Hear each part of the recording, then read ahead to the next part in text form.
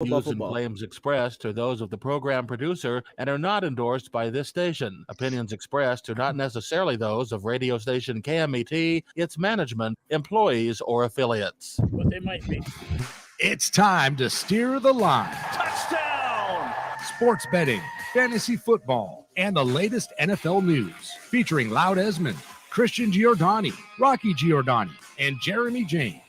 Bet on us to make you a better better. What? Let's get ready to steer the line. Good afternoon, folks. Welcome to another segment of Steer the Line. I'm your host and analytics expert, Christian Giordani.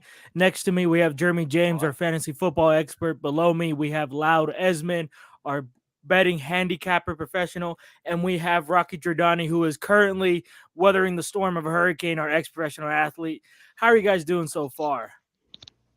Good. Not in a hurricane. That's good.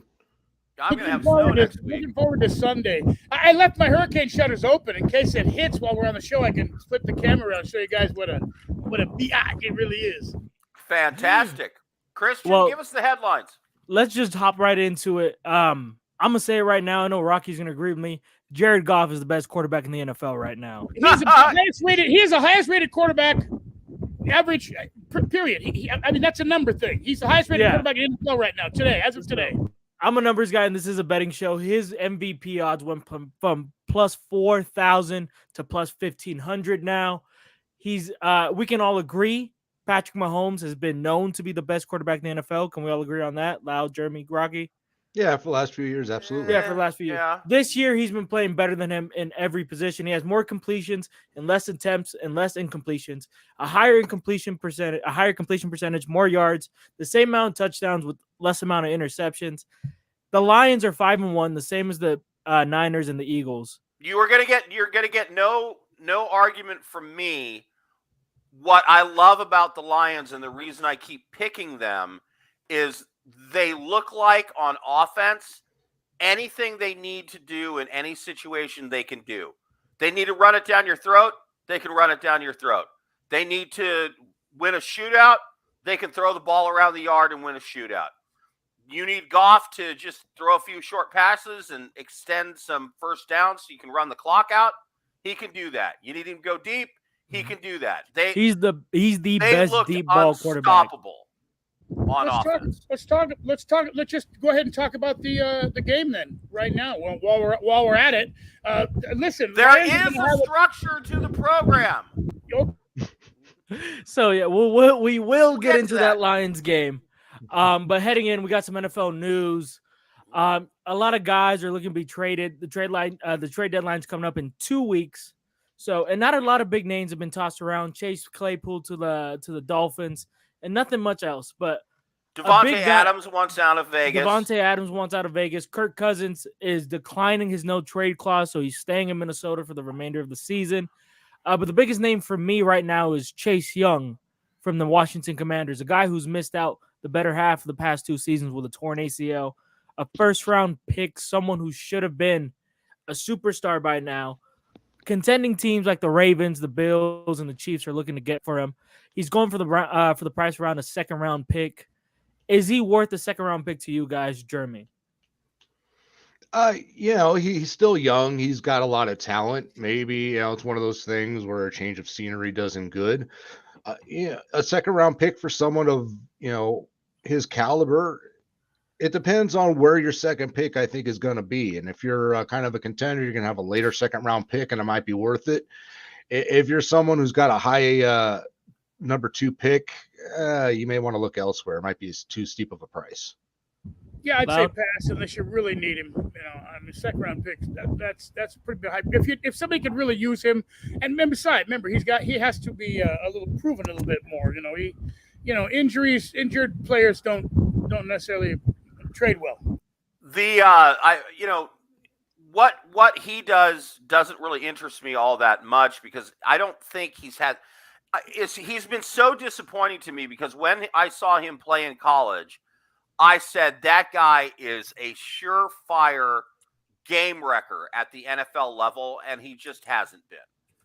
Devontae Adams, I would love to either see Devontae Adams go to Buffalo or San Francisco.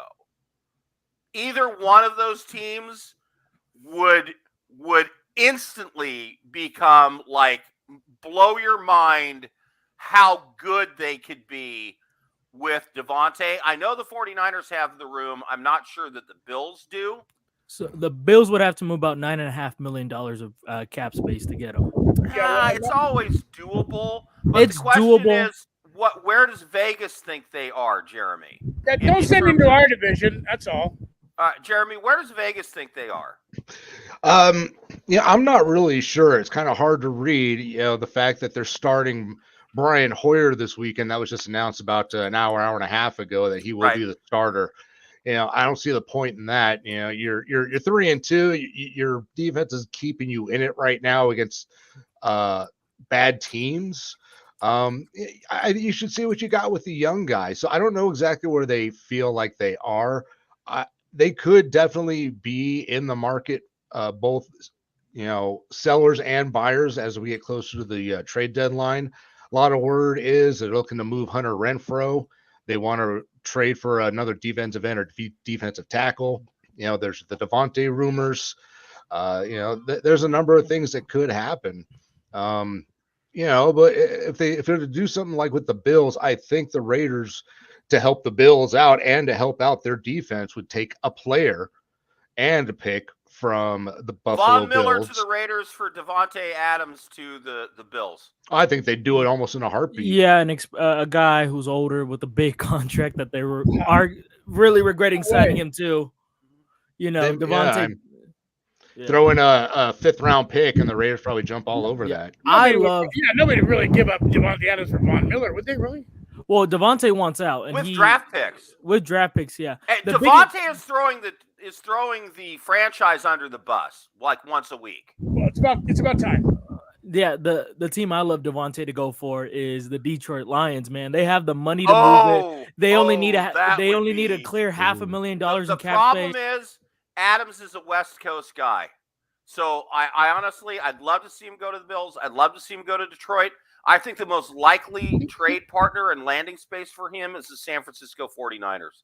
How's he get to be a West Coast guy? Spent most of his time he went to Fresno State. Went to Fresno State, born here in California. Yeah. Right. And he wants to Green Bay, right?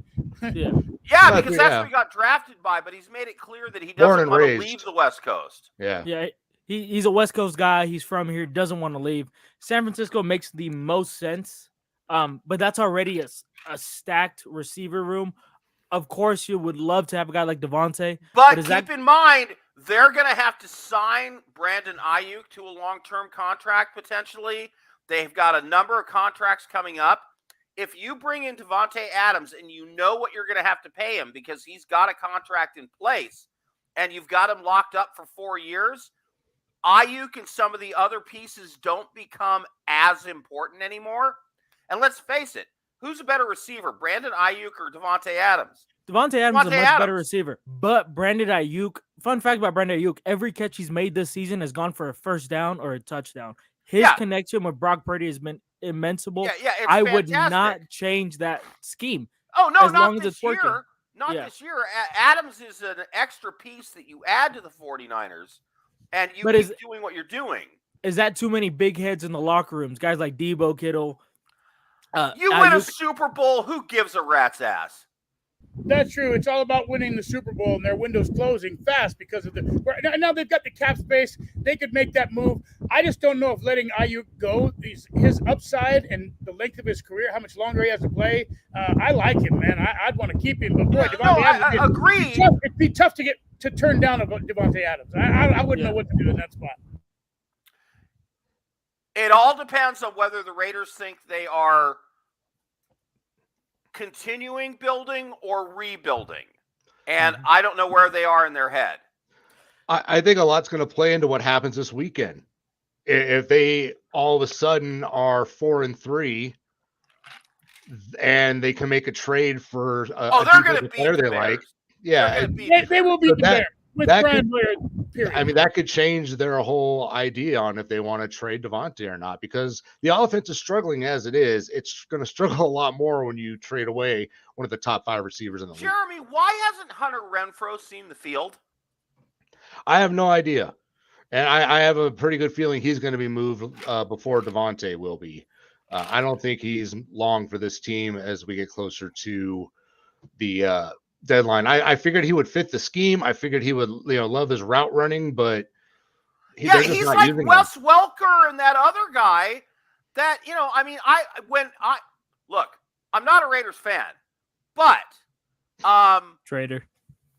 When McDaniels was the guy that was going to be the coach for the Raiders, I thought, Hunter Renfrow is going to really benefit because that Wes Welker and what's the other guy that was there forever that was like the same size and style as Renfrow? Yeah. I know you're talking about. I just can't think of his name right now. Anyway, quarterback in high school. Yeah, so, I thought he's going to have a great role in this offense, and nothing. It's so weird. Yeah, whatever. Everything McDaniels does is weird and stupid. The Raiders have been a mess. They don't know what they want to be. They don't know if they want to contend or tank, and that's the worst thing you can do in the NFL. Julian Edelman. Right. Honestly, I think the most disappointing team in the NFL this year has been the Saints. Yeah. And that drop pass, man, in the end zone. Yeah, look, I'm not a make excuses guy, but Derek Carr, I don't know what, God love him. He has some of the worst luck of anybody I've ever seen. Tom Brady got so fortunate in the situation that he went to, because if he'd been picked by the Cleveland Browns, we would have no idea who Tom Brady is. Derek Carr is a great quarterback, and he struggled with the Raiders because the Raiders suck. He had a new offensive coordinator every 6 minutes and a terrible defense, never had a top 15 defense the whole time he was there.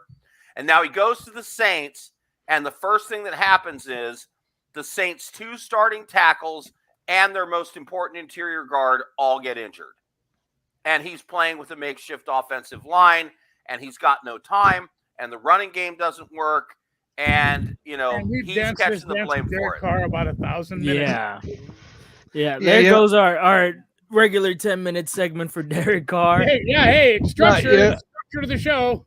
Yeah, what I'll say about Derek Carr, I saw it last night. Don't say anything about Derek Carr. That's hard news. Derek Carr is not good. Did you see him throw that ball 20 yards out of bounds and start yelling at Chris Olave on giving up on that ball? Yeah. What are you doing? It was a terrible He's past it, man. He's past it. He's got flashes of being good, but he's not Derek Carr anymore. He had a good 2017, great 2018, and then after that, he fell off a cliff. You can blame the system, you can blame the team, but at the end of the day, Derek Carr's done. Let me see Derek Carr with a decent offensive line and a decent defense for once in his life, where he's not having to do everything. And we'll go from there. Okay, moving on. Finally, one more guy on the trade deadline I want to talk about. Derrick Henry is officially on the trade block. Derek Carr? What? Derrick Henry. Oh, Derrick Henry is officially on the trade block, and the number one team going after him is Tampa Bay. Tampa Bay said there's willing to give up to 3 first-round picks for running back.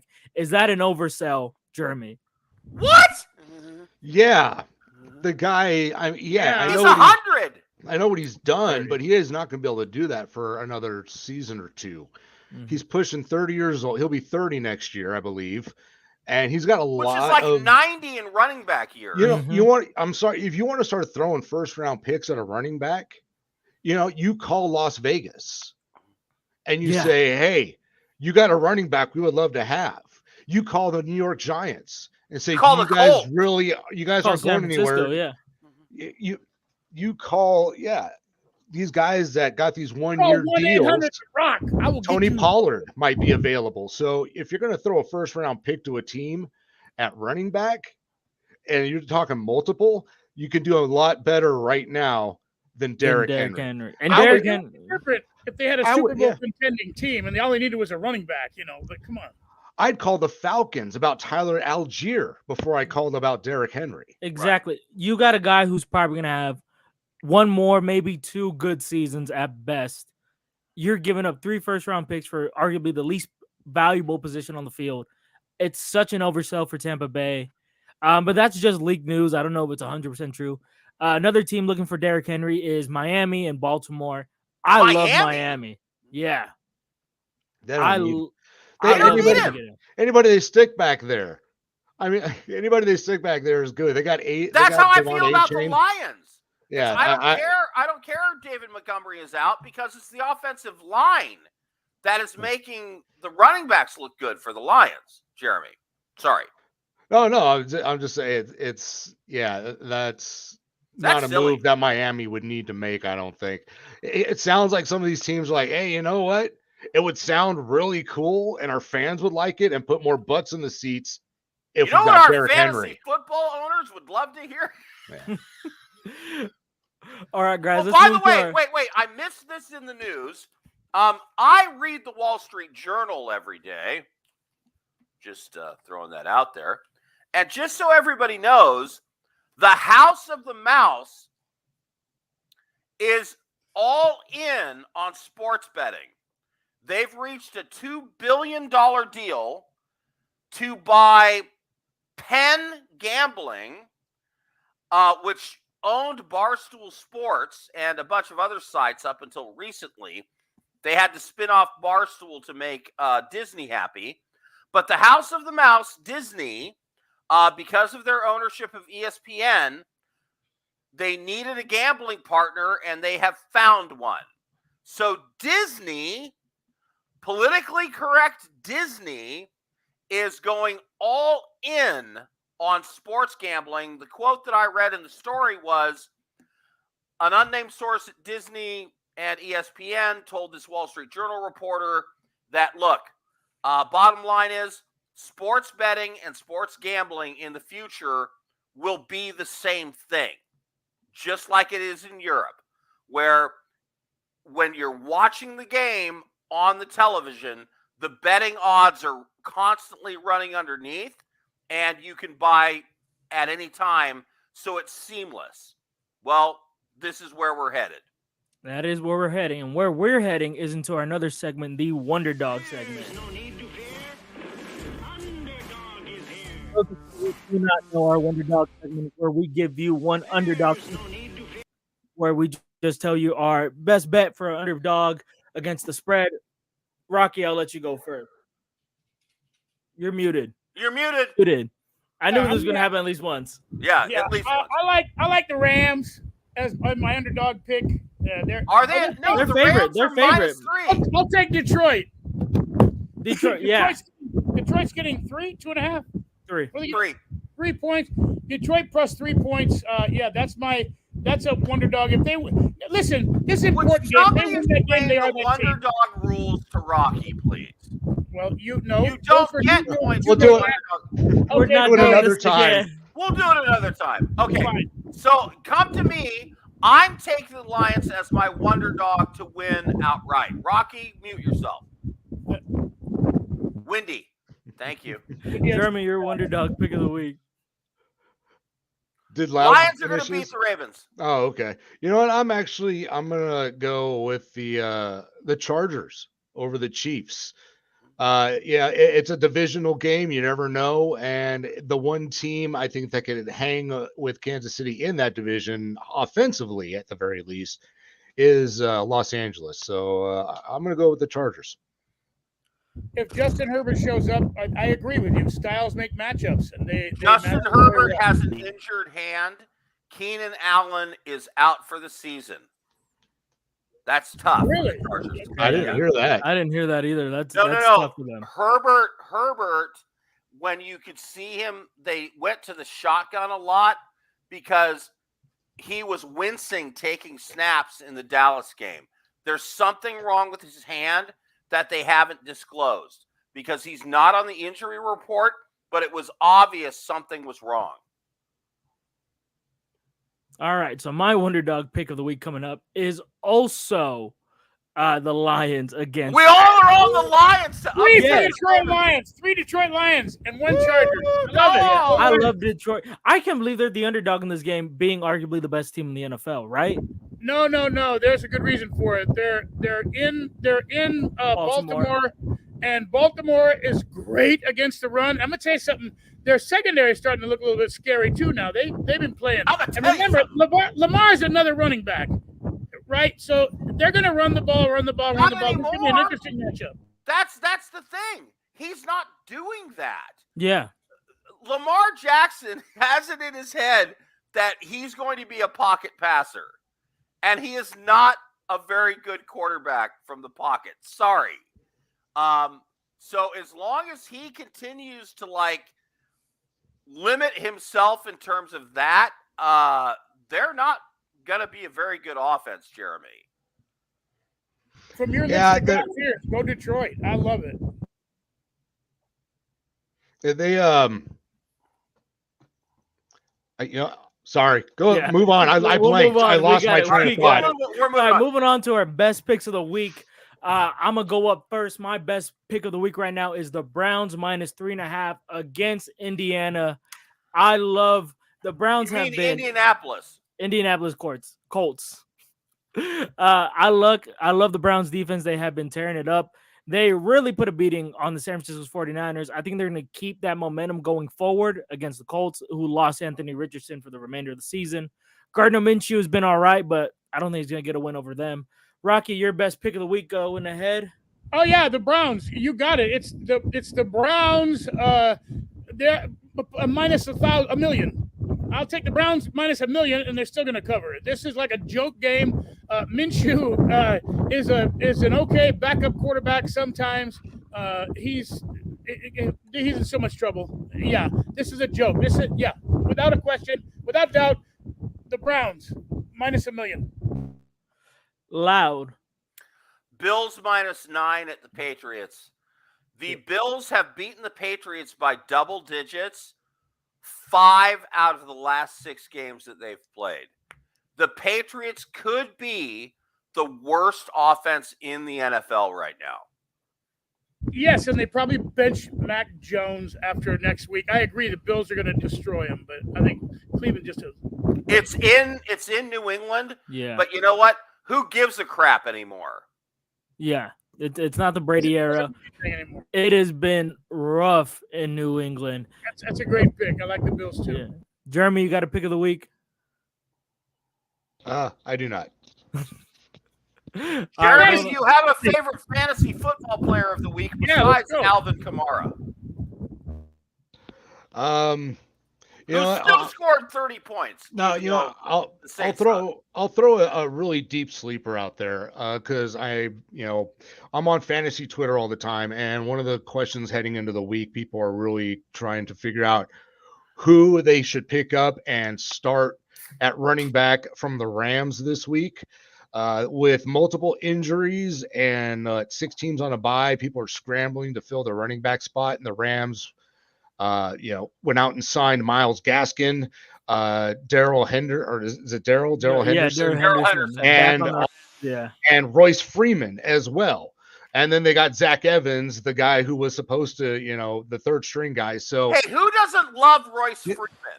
Get Darrell Henderson. I saw the press conference today when the coach was talking up Darrell Henderson and how he knows his offense and he's comfortable with him in his offense. Darrell Henderson's the guy if you're going to be playing fantasy and need a running back this week. I love Darrell Henderson, man. He won a championship with us. He was great. Loud, we got about 5 minutes left. I know we got a few more picks going ahead, so spit them out. All right, so here are the picks. By the way, I am 12-1 in college football right now. And my percentage overall between NFL and college is north of 78%. So I am freaking on fire. And what's funny is I'm normally a lot better at NFL than college. So for me to be in a 12-1 college football run is kind of crazy. But there it is. Okay, I told you the Lions are going to beat the Ravens. So Lions +3, there you go. The Buffalo Bills, I already said, -9. The Bills are going to win that game by double digits. So there you go. Los Angeles Rams. The books have not caught up with how good the Rams are. -3 at home against a Steelers team that sucks. Their defense is middle of the pack. Their offense is terrible. Why is this 3? This feels like 6.5, 7 to me.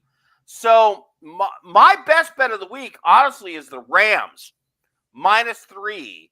I thought by the time I placed my bets at Little Creek Casino, it would be higher, but it was still -3, and I got that.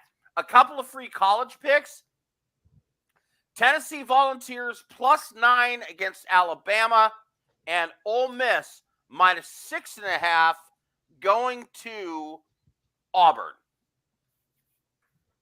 All right, that's Loud Esmond's professional picks going up. Speaking on the Rams real quick, I know we're a West Coast place. I like the matchup a lot with the Steelers with the Rams. It's going to be a low-scoring game. TJ Watt is looking for Matthew Stafford's head after he ducked down 2 years ago. And he said that in the press conference earlier this week. So it's going to be low scoring. It's going to be a defensive game. Yeah, the Rams are going to go out up on top, but the only way they're going to win is if the running game works. We have been Steer the Line, guys. Anything else you guys want to say before we leave? Jeremy, Loud, Rocky? Go Raiders, go football. Rocky, you're muted. One more time. Seattle Seahawks look good, too, against the Cardinals. That's another great pick. Love Seattle against Cardinals. Yep. All right, boys, we're Steer the Line. We've given you our Week 7 preview. We will see you guys next week for Week 8. Thank you, sir.